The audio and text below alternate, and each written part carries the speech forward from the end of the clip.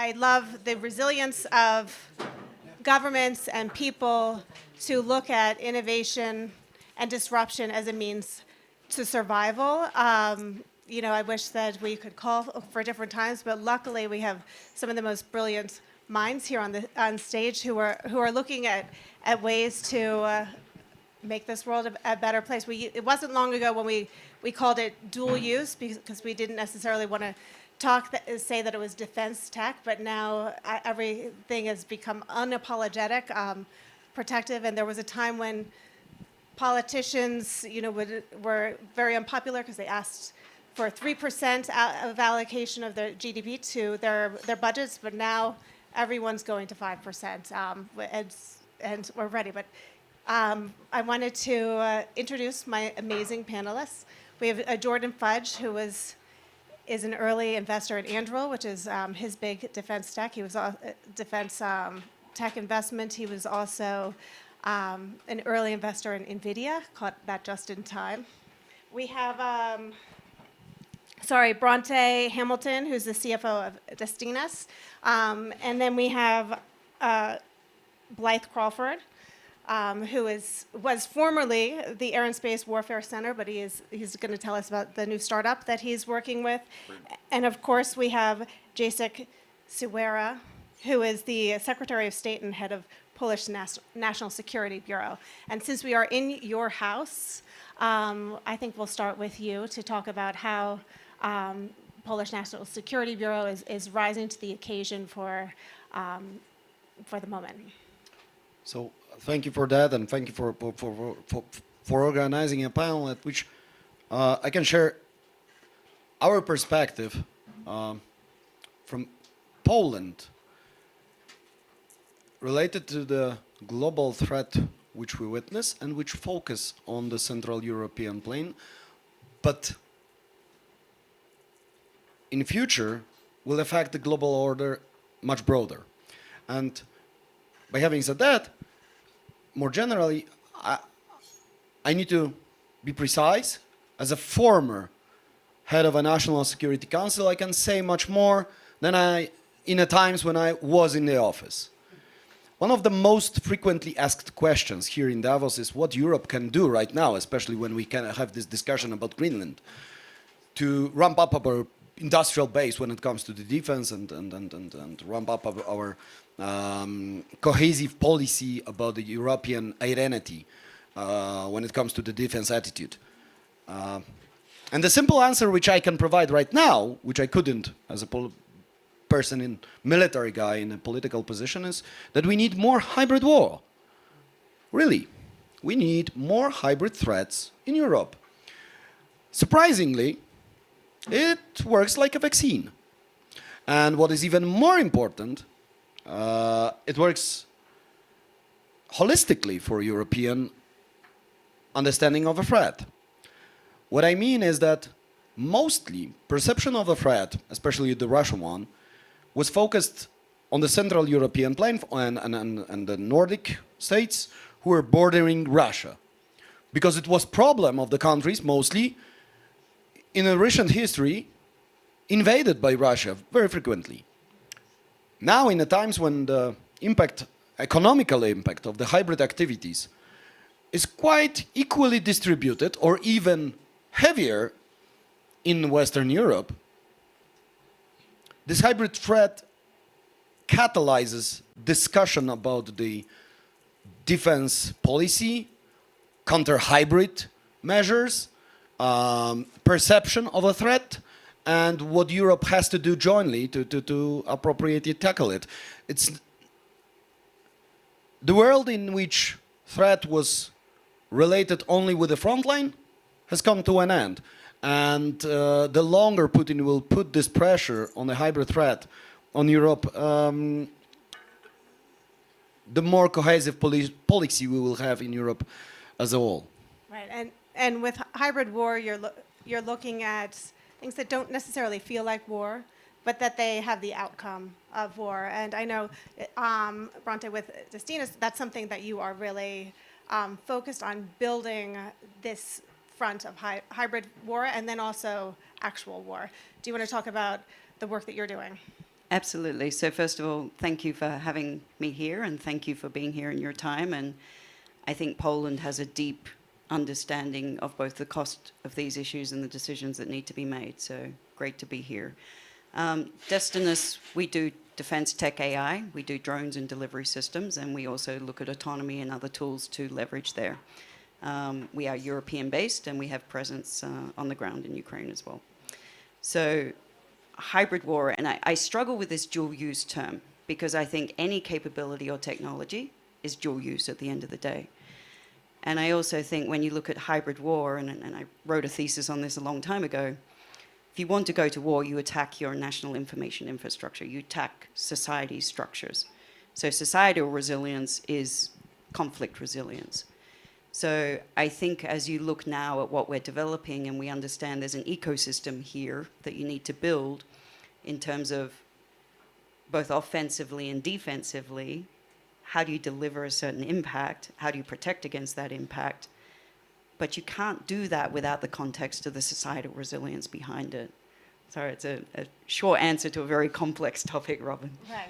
And Jordan, you're looking at this through your investments. You're not exclusively defense tech, but Anduril is one of your better known investments. How are you looking at the work that you're doing with Anduril? How are they sort of growing your investments? And then also, what else are you looking for as an opportunity? Yeah, I think when we invested in Anduril, it was 2022. It was still quite contentious to be doing investments in defense at the time. We obviously found that there was a lot of purpose in that investment, and we thought that this is what the world needs. I had been reading books about how a lot of the sort of industrial capabilities that we have today, a lot of sort of consumer technologies that we have today, came about as a result of the Cold War and the innovation that happened in Silicon Valley around creating technologies that would get us to space and getting us to a better place in terms of defense regarding our adversaries in Russia. And I think that still holds true today. And so, dual use is nice, but I also think that there is an application of it where you can start with defense and you can make a whole business out of that. And I think that sort of when we look at investments now, we're looking for, if you are going to be a defense company, do you have sort of the gall to go out and really do it? Do you have the resources and the credibility to sell to governments? Do you have the ability to control your narrative? Because I think that's also important. Companies like Anduril get maligned as not very good morally, and you kind of have to be able to withstand that. And so a lot of that comes down to founders and their own internal constitution of how they think about defense and the opportunities to address that. But in the same sense, Anduril does have a lot of exciting sort of less lethal capabilities. They have a product called Sentry, which helps understand what's going on borders and can kind of help track what's happening in terms of movement across different places. And so I think there's a lot of different applications of defense, and I'm interested in finding the next sort of Anduril in that regard. So we'll see. All right. Well, maybe the next Anduril is sitting next to me. It's sitting right next to you. Right now. I think so. But Blythe is also going to give us a little bit of a historical perspective, and for those of you who were in the last panel, some of it might be borrowed from his. But how did we get to this point? I know that resilience is and seeking resilience is a big theme for you.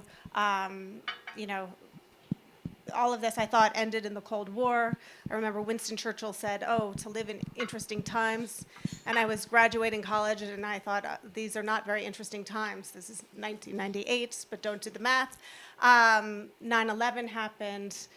The world changed, for America, and, things are, please, tell me. Yeah, so I'm old enough to have joined the military just after the Cold War finished. And if I reflect back then, I joined an Air Force at the time of 93,000 people. I left an Air Force 4 months ago of 29,000 people. So just in terms of numbers alone, you see a significant difference there. I think, peace being a luxury, as is the title of our conversation. I don't know if any of you read it. There's a brilliant book out there called If You Want Peace, Prepare for War, available on Amazon, written by an Admiral Bauer. And his point's exactly right, though. You know, as soon as the Cold War ended, as well as drawing down the numbers of people we had, we decided that keeping all of our hardened facilities and working underground was not very comfortable. So I'll tell you what, let's move to a more modern environment above ground and get rid of all of our hardened facilities. We stopped exercising on a regular basis to prepare for an attack from a conventional threat. In my early days, I would spend weeks locked up in a bunker in a gas mask exercising for that. We did away with all of that. We started contractorizing our guards even at the front doors of our bases. You know, if I look now about how you fight the base and defend the base against an external threat, you're reliant on a contracted bunch of cleaners to try and help you do that. You know, we have done away with all of the things that are actually give us that core resiliency that allow us to fight and continue to defend what we're doing. To that end, you know, I've spent the last 3 years laser focused on supporting Ukraine. We set up a prototype warfare team that was churning out new capabilities in innovation cycles of 4 to 6 weeks at a time. We were right at the kind of cutting edge of what was being developed, and then I looked at the broader defense enterprise, which was burdened down by bureaucracy and process and a risk-averse culture, where people were rewarded for following the rules rather than pushing the boundaries of what we're doing. And again, Admiral Bauer talked about it earlier in terms of how do we kind of turn that culture around and how do we get after it. To Jacek's point about you know, hybrid warfare, you know, in essence, he's talking about incentivization. What is the incentive for the nations within Europe to actually start to reinvest in those things that give us the foundations to allow us to both defend and subsequently fight and deter if necessary? And if those incentives aren't there, they are going to lean towards those just-in-time economics, because those are the things that make economic sense and allow them to do things more cheaply. If I was asked, you know, 3 years ago, what were the sort of lessons to come away from Ukraine, I would be talking about drones, I'd be talking about electronic warfare. Not anymore. I would argue my focus is now about process, not product. It's about whoever innovates the fastest, can adopt and scale the quickest, and who can do it cheaper is the person that's going to prevail. So to that end, we need to look at the processes and how we deliver capability and how we build agility both into our operations and our capability development to get after that. And really pleased that Brontë talked about you know, and alluded to dual-use technologies. And we've done away with the term dual use because it's far too binary. It's either that or that. It's irrelevant. Actually, capabilities like that should be cross-cutting right across the board. We've started using the term horizontally scalable technologies, HSTs, because as an example, we took a UK startup that was looking at data analytics, who started out in fintech, did some amazing stuff in fintech, because we tend to think we're special in defense and have loads of data. We've got no data compared to the fintech community. They then pivoted to Formula One and used the same data analytics there. We then took their technology and we applied it to Typhoon and F-35. And the first time we used it, it delivered 21,000x faster than what we've done before. And so to that end, building that resiliency is a whole-of-nation approach. I'll just throw a hook in now. The work that I'm doing now with the startup I've just joined will allude to that. But I'll give somebody else the mic and come back to that in a minute. Okay. Well, we will keep everybody on the edge of their seats as they wait to hear what is the next Androl next to me. But it's true. Palantir, I went to a talk the other night, and they were talking about the work that they were doing in Ukraine, but also some of their biggest customers have been Hershey's, you know, Hershey's chocolate. For those, I know I'm in Switzerland and I shouldn't be talking about American chocolate, so I'm hiding my head right now. But one of the things I wanted to talk about was also this survival as a means of disruption. And when you look at the ecosystem in Poland that has emerged, it wasn't there 5 years ago, and all of this capital and all of this support, because Poland is such a critical strategic place in Europe.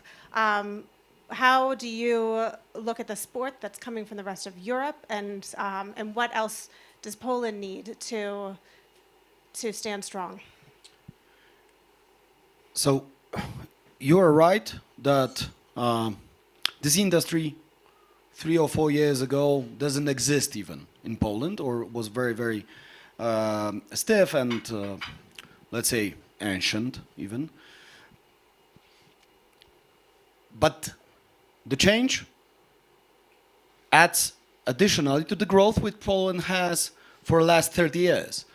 Poland is growing increasingly, one of the fastest growing countries, industries in Europe. We're joining G20 this year. And it's partially because of our seriousness when it comes to the strategic investments in our security. I remember the moment in the Vilnius summit when I wrote a note to my president that he should propose 3% spending. It was 2023. 3% spending among the European nations for defense. It was one of the moments when I was closest to be fired. After all, criticism fell down. No, there were plenty of them. But at the end of the day, where we are at the 3.5, and we're heading for 5 across all the European states. Now there are 3 trajectories, which I always repeat, which are critical for identifying the future investment success. And if you observe the dynamism within the market and within the investment side for last 4 years, it cannot be splitted from the awareness of the politicians. I was a military and a military strategical planner, but I served in the political role. So I saw how politicians are learning about the ecosystem, are learning about the defense technology, are learning about the real meaning of the military, which was not that common. Rob can agree with me. 3 years ago. One of the good reflections is that on United Nations General Assembly, the most prestigious person, except of the Prime Minister or President, was a Minister of Foreign Affairs. Suddenly, this has changed when we saw that all the diplomatic efforts collapsed, and the most important policymakers are the military guys and the commanders. So this is changing. This process of policy making and awareness among the politicians. Politicians are growing up to the challenge. It takes time, unfortunately, and it depends on the class of the politicians which we choose. But in Poland, this process, surprisingly, is quite fast. And now I would say that we have these 3 main trajectories. One is, I'm saying it as an Atlantic Council senior fellow, a fair treatment from American side when it comes to the defense spending. So they could contract all the safe mechanism, 160 billion euros, with their own equipment, and then say, after the contracts are signed, that they change their policy for the Western Hemisphere. They haven't done this. They allowed us to develop our own industry, to have our own underils, to have our own primes in a new way. So European identity and European spending within the European Commission policy planning will be absolutely crucial. And even in this room, I see my friends who are involved in this process very, very deeply. The second is that Ukrainian friends are looking for safe places for manufacturing. And they are moving their assembly sites, their factories to the safe places. They want to get involved in the, of course, safe mechanism. So huge money stream which is going down to startups and to early stage new technology companies from battle-proven on the front. But also they are looking for safe places for manufacturing. I work with a few of them. Some of them were burned, some of them were bombed. There were some assassinations among the founders. So it's a trend which really plays a role right now. even here for this panel, we had some invitations which were rejected by the founders because they don't want to go public. They don't want to show off what they're doing, and their businesses are, let's say, billion valuation level. And the third element is the reverse in the scheme of the contracting. So far, normally governments contracted the American company, which was looking for some supply chain management and support from the offset companies in Europe. Now this is shifting to a local prime, which sometimes contract the capabilities which they don't have, and they will look for them in the market later. This is a huge change in the way how, of course, the risk is pushed down a bit to more less political level, but simultaneously it allows to manage this risk by the financial aspect very effectively and to grow great startups in the future. Which one day we will soon hear about. But no, there has been this shift, and I remember it was not long ago when the current administration, even at the Munich Security Conference, and as they were campaigning, said that Europe should allocate more of their budget to defense. Now even Canada, we heard from the minister this morning at the Bloomberg House, they're allocating 5% as well. I know that when I was talking about 9/11 and how it changed the world, I entered journalism. Brontë actually went to Iraq and Afghanistan, so she brings a very different perspective, you know, in terms of the historical perspective in the technology in the battlefield and how that's changed. And I know you were using drones in the early days, but talk about how technology has changed the way that people on the ground are engaging in war. Absolutely. So thank you. And I think this is an interesting example because I was on the ground in Afghanistan working with US forces, and we were using Tiger Shark. We were using drones 20 years ago. And that radically changed how we approached that landscape. So the technology itself is not necessarily new or groundbreaking, and that would be one of the things I'd say is don't get too distracted by technology, because technology is just one piece of the ecosystem. And I think it gave me a valuable perspective. And the gentleman here probably remember there's something called the OODA loop: observe, orient, decide, act. And in times of disruption and volatility, and I do think we're in a situation now that is going to be volatile for the next 5 to 7 years, there is a human desire for certainty. And you see this in some of the emergence of populism and other trends. There is not certainty. And if there is certainty, it's expensive to obtain and it's expensive to hold on to. So as an individual or as a company or as a country, if you can observe your situation, if you can comprehend rapidly, if you can make effective decisions and then implement those to have an outcome or an effect, you will outperform. Even if that's not a good cycle, if you can do it faster, you will outperform. So I think this is a critical piece of just, you build the technology, and we're facing the same challenges at Destiny. You are your supply chain. We've got an advantage. We can observe what's happening, implement those changes, build and decide and make an impact rapidly. But you have to scale it. And that takes an ecosystem to scale. So I think we're in really fascinating times. And just as Destinus is learning how to work with our partners and customers have to learn how to work with us. And the rapidity and the tempo of innovation is incredible. Thank you. And Jordan, when you are looking at the investments that you're making and the partners that you bring in, whether they're public sector partners or private sector partners, how are you viewing what you're doing as a matchmaker, but then also, you know, what's driving you, and what outcomes are you hoping to achieve? Yeah, I think when we start to look at an investment specifically in defense, a lot of it is predicated on what is the sort of surrounding environment around it politically.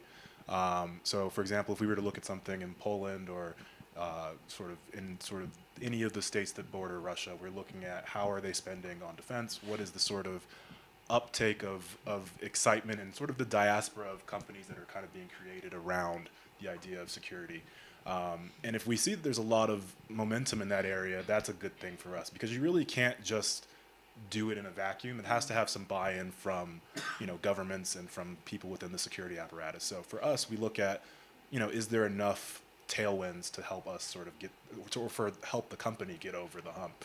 I find that also, secondly, product is important. And so if you're innovating quickly and iterating in a way that's going to match the pace of whatever the threat is, that is also exciting for us. I think a lot of defense companies can get caught up in this sort of science project category where it's not actually being used and deployed or being tried in certain battlefields. And so we want to see that there's actual, some statistics and KPIs around how is it working? Is the product being demanded by these governments or people on the ground? Are the soldiers and troops excited about this new technology that they're bringing into, warfare? And so the third thing is also, is there, obviously we're capitalists, so we want to make money, but, is there enough room to be able to see this company grow even further? When we invested in Anduril, I think it was worth $1 billion. It's now, and that was, at the time a lot. Now these things are, getting so much bigger. And, I think in the initial, I think we're still in the sort of early innings of this, by the way. I think that these companies can get bigger, and you can see where there's a lot more room for these primes to sort of work alongside and even replace their legacy competitors. And if you can do that, and if we get a sense that you can do that, then that's also a good thing for us. So we tend to look at those three kind of categories of implementation, sort of general ecosystem and momentum around that, and then just general upside if we think that there's still momentum for that to be able to perform. So yeah. Right. And a decade ago, selling into the governments, it was a notoriously long due diligence sales process, and very hard for startups or innovators to break in.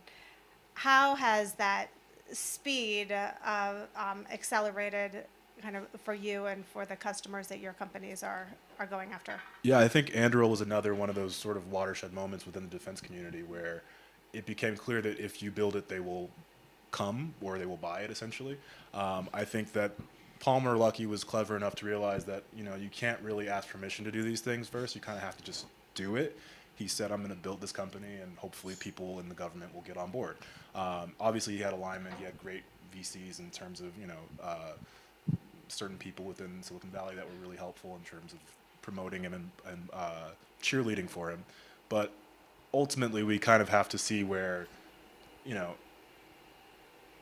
is it possible to really kind of get this thing off the ground based on what the temperature in Washington is? And today we have, a lot of momentum in that area where we now have a $1.5 trillion defense budget, up from, I think $900 billion a couple of years ago. So that's going to continue to inspire more people like Palmer and founders that kind of see the opportunity and think that it's now attainable based on the size of the market and the buyers that are available within the Pentagon. I think that that's partly one of the more important things is the appetite on the other side. If we can see that there is a strong appetite for that. I think outside of the U.S., you're going to start seeing more of that. I think it's really inspiring to see what companies like Anduril and Shield AI and others in that category have been able to do within the U.S. And so if we can start to see more of that in Europe, I think that's also a positive sign. And I think you're already starting to see it in Germany, obviously in countries that border Russia.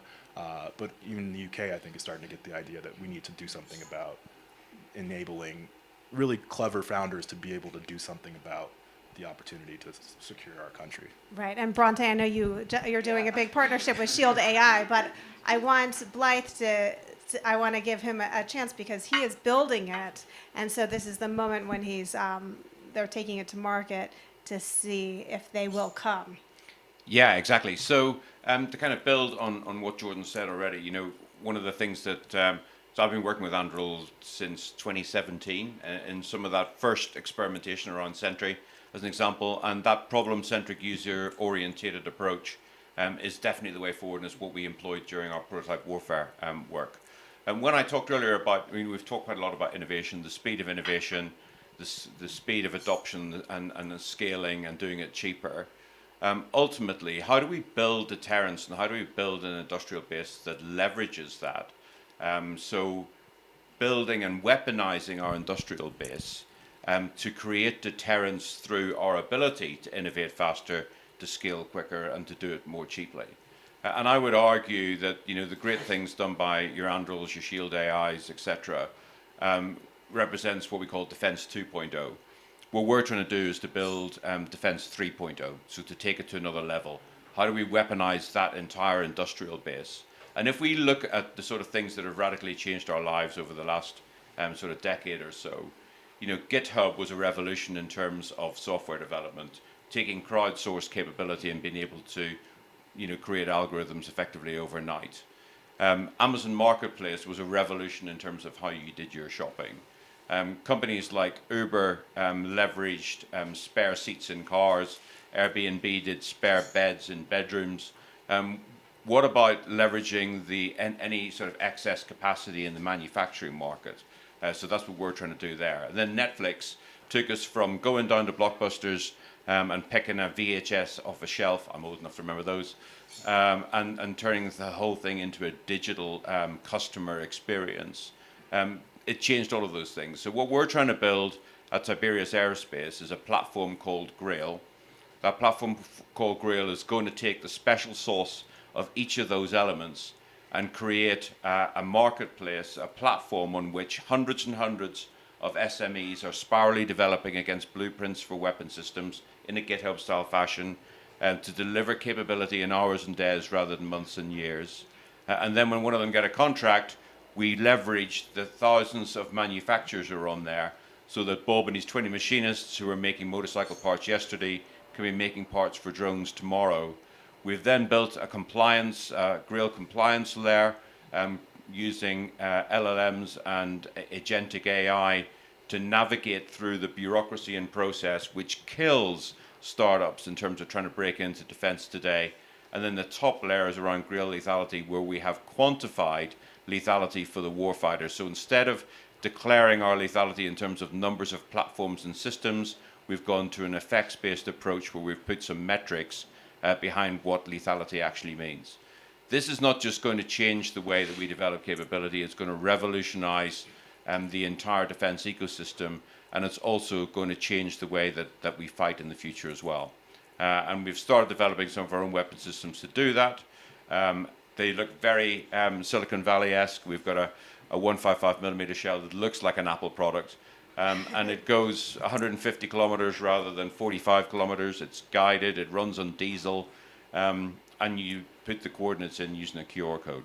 So we're taking what we experience in a day-to-day scenario, what we expect when you pick up your cell phone to try and use and interact with your apps on there. We're going to bring that to the battlefield and to the warfighter, but also using it to create deterrence whilst boosting our economies in the same regard. And maybe Formula One will also be a customer. And before I go to Jacek for the last word, I know you wanted to speak to the drone capabilities and the Shield AI partnership. No, and thank you. We should chat more. Also, I want to invest in that. We just partnered with Shield AI, and I think there's a common theme to this as well, is it's not just our ability at Destinus of what we can produce ourselves. It is about how can we leverage partnerships and move rapidly.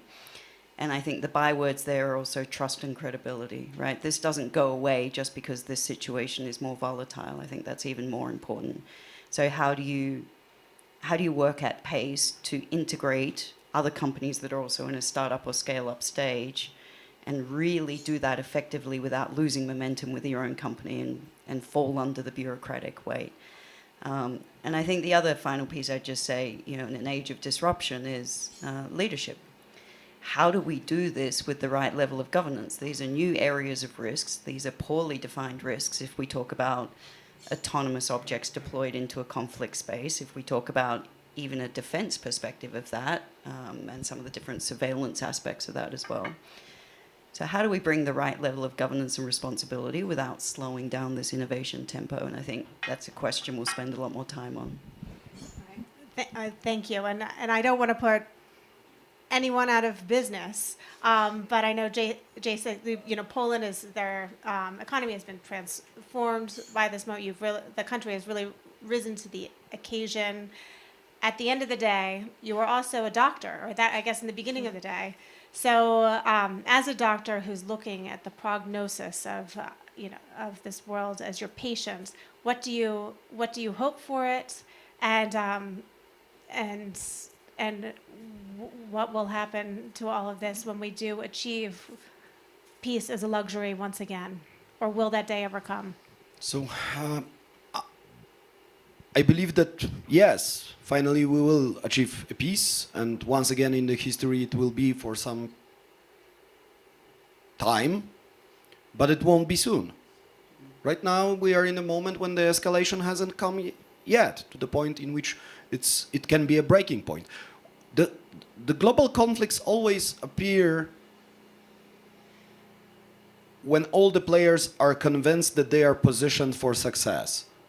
And if you take a look at the global scene, all the big players who are trying to change the order, China, Russia, United States, and Europe, I hope, at some point, believe that they are positioned to be successful.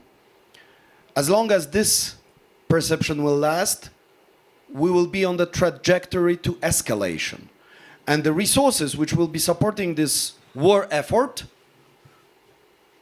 will be expiring. And each competitor will get out of the race when the resources will be depleted. The question for the West is, what is the most important asset which we have?